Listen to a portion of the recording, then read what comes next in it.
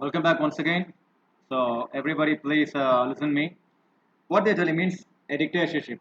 Dictatorship. That means for it's like a government rule. Okay. So they are having some pros and cons. There may be some advantage, disadvantage. First, what they say means a dictatorship is a form of a government, and that is right.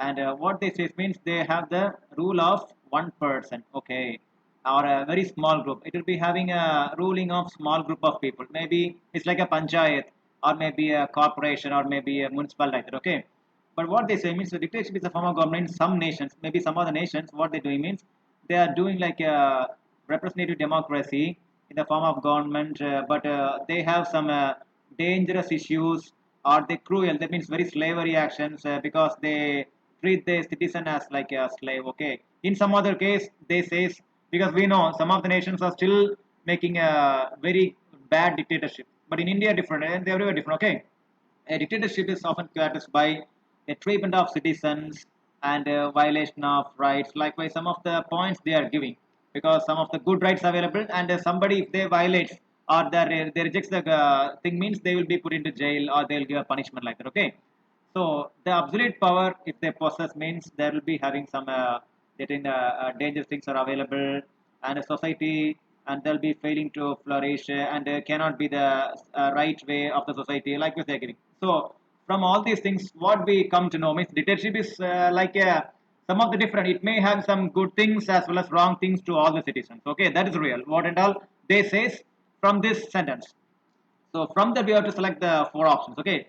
Now first one, what they say, dictatorship is a very harmful to society, and they suppress opinions and free speech. That is not like that, because some other dictatorships they have some cruel rule, but everybody they will give some freedom.